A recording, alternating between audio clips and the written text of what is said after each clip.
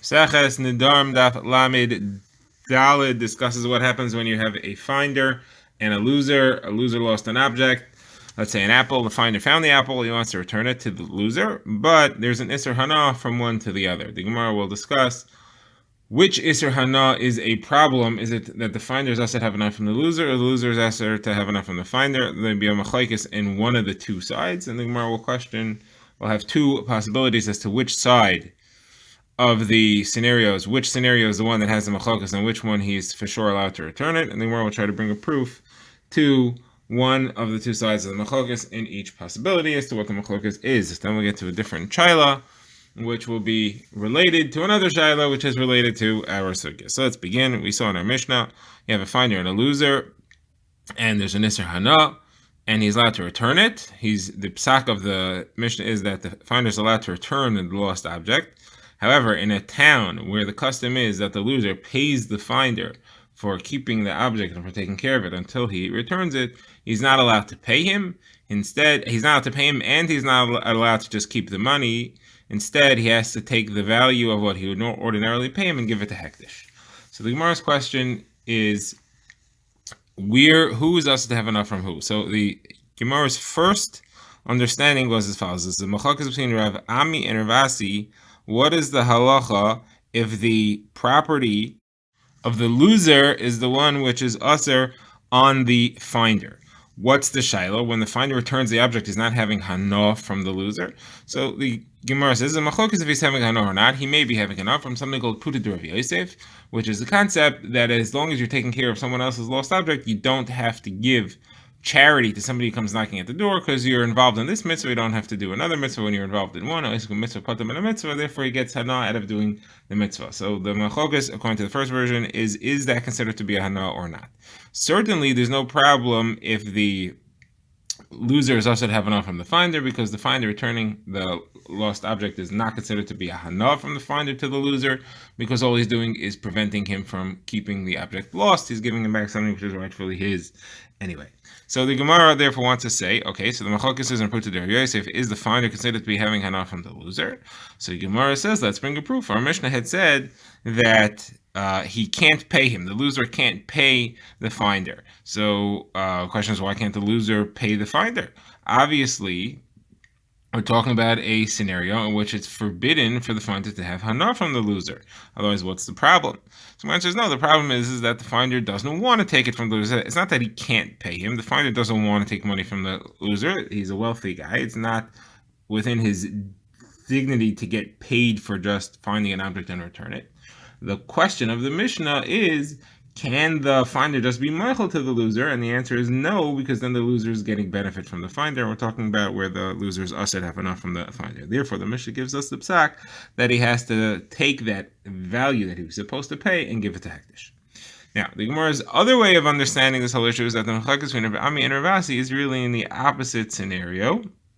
The machlokes is when the Isser Hana is that the loser can't have hana from the finder, and the question is it considered to be hana to be returning someone's lost object? What we considered to be certainly not an issue before is an issue now. Is it considered hana for the finder to return the object to the loser? There is no tzad, however, that the finder is getting hana, because puta de Rav Yosef that he doesn't have to give money to a poor person. That's not common, and therefore that's not an issue that we are concerned about. So now the Gemara says, so again I have a proof from the fact that the Mishnah says that the loser can't pay the finder, and we have to say that it's talking about a place where the minig is to pay, and the question is, can he just keep the money? And the Mishnah had said that he cannot keep the money. Obviously, then we're talking about a scenario where the loser is forbidden to have enough from the finder. That's why we're saying that he can't keep the money. Now, if that's what we're referring to, clearly then the fact that he returned the object to him was not an issue. Even though the loser is not have enough from the finder, the fact that he gets his object back is not an issue. So that would be a clear proof to one side. The Gemara says kasha. You have a good kasha on the other opinion, if this is really the correct pshat in where the machlokes is. All right, now the Gemara goes to a different halacha concerning hektish, which is going to be relevant to a case which comes later, which is going to be relevant to our shaila we've been discussing up till now. So the different case there is where somebody finds a loaf of bread which is hefker. It does not belong to him. However, he comes to within 4 amos of the loaf of bread, and therefore it is a hefker object within his 4 amos. That would be a kinyan. It would become his. But he has in mind, and he says, when I'm coming into this 4 amos, I'm not being kohen this loaf of bread for me, I'm being kohen it for hektish. He's giving it to hektish instead of his kinyan, it's a hektish kinyan. Then, however, he goes and he picks up the loaf of bread. Now, here we have 2 different possible scenarios. If he picks it up because he intends on eating it, he just picked up something which belongs to hektish. Picking up something which belongs to hektish is a kinyan, it's an automatic me'ilah, a violation of hektish's property, and the halacha is that he has to pay the full value of the loaf of bread that he picked up to hektish, plus the Gemara doesn't say this, but he has to pay an additional fifth, an additional kofar. And the second scenario is where he picked it up not with intent to eat it, but with intent to give it to his children. There, he does not have to pay for it because he hasn't gotten any use out of it. The only use will come when the children will try to eat it. However, he did get some benefit from it, and that is the gratitude that his children have to him for giving them this gift. And therefore, he has to pay the value of that. For that gratitude, that what the Gemara calls tevas hana, that he needs to pay back to hektish. That's something he took from a hektish object. Now the Gemara goes to a different question, which is related. Here, the Gemara's question was asked by Rav Chia bar Avin to Rava, and this is related to the shaila with which we started with which we started the daf. The question is where somebody has a loaf of bread, and he says, my loaf of bread is forbidden hana to you. Then he takes the loaf of bread and he gives it to him as a gift. Can he get hana from it now or not? What's the shaila? The guy said, my loaf of bread.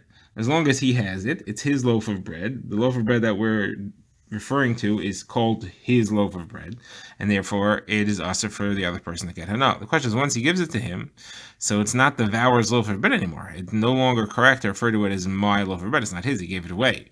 So maybe it doesn't apply anymore. Maybe the Isser hana comes off because it's no longer my loaf of bread. That's one side. The other side is, no, that's not what he meant to say. He meant to say that the loaf of bread is usher to you. He's identifying it as my loaf of bread, but the way he defined the Isser as to you. It's always to you. Anything that it can be considered to you will remain with the Isser hana, always to you, even after it's no longer my loaf of bread. So this is a question of Rav and asked Rava. So Rava answered, he said, it's obvious that it's usher. And the reason is because otherwise, what else is he forbidding him? As long as he has it by him, it's not usher for the. It's not. There's no point in making an isser for the other one to have it because it's not, he can't use it. He can't eat it anyway because it's not his. So obviously, when he said that it's usher b'hana, he's saying that if I will give it to him, it will be usher b'hana. What else could it mean? If he steals it, that's uncommon, and you're not going to make a neder to usher something that somebody else is going to steal. There's no point in that. So Gemara says that Rav Chia bar Avin was not impressed with this answer, and he said, no, maybe he just meant to say that I can't invite you over. The guy maybe was asking for an invitation, and he wanted to make it clear that he's not going to get one, so he said, my loaf of bread is also to you. As long as it's mine, it's also to you, because if you come, even if I invite you, you won't be able to eat it, because you'll be eating my things. And however, if he actually gives it to him as a gift, then that would be okay. This is the answer that Rav Chia bar Avin said. They weren't, and moves on to have a kasha on it, which we'll see on the next